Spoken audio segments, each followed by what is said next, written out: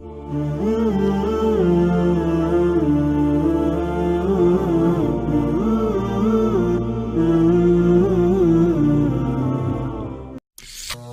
dis à ces jeunes, donc je m'adresse encore une fois à celles et ceux qui sont dans la salle et à celles et ceux qui m'écouteront au travers de la toile.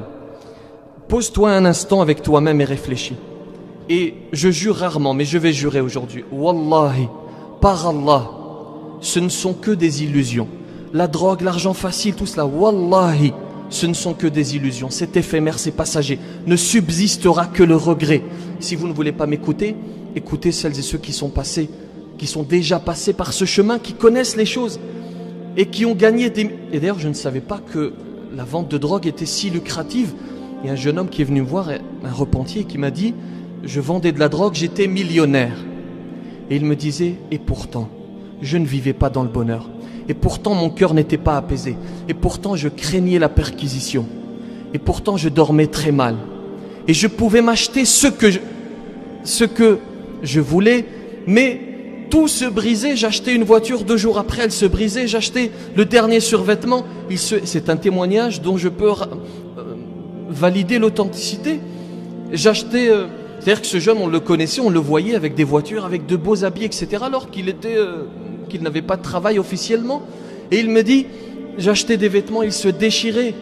Et il est dans le regret, il ne subsistera que le regret. Et ça finit toujours mal, voire très mal. Soit ça se termine en prison, avec des familles en pleurs, soit ça se termine dans le sang, avec des familles encore plus en pleurs. Et c'est pour cela qu'il faut se poser avec soi-même. Tu n'es pas perdu, cher jeune. Ce n'est pas terminé. Tant que tu respires encore, tu entends? Tant que tu respires encore, tu peux revenir vers le Créateur et finir ta vie comme il faut. Et nous continuerons à diffuser le message, même s'il est difficile à diffuser. Et même si parfois nous avons l'impression de parler dans le vent, nous continuerons. C'est la métaphore du sage avec le scorpion. Lorsque le sage voit un scorpion qui se noie, il va essayer de le sauver. Et en essayant de le sauver, le scorpion, c'est sa nature, va le piquer. Il relâche le scorpion qui se noie, il le reprend malgré tout, il le repique. Il se noie, il le reprend. Et un passant va interpeller ce sage et lui dire « Mais laisse le scorpion se noyer, c'est dans sa nature de te piquer. » Et le sage de lui répondre « Il est dans ma nature. Si sa nature c'est de le piquer, ma nature c'est de l'aider. » Voyez-vous, l'être humain a une multitude de natures. Et parmi celles-ci, il y a une nature qui l'amène à commettre le péché. Et il y a une autre nature qui l'amène à aider l'autre.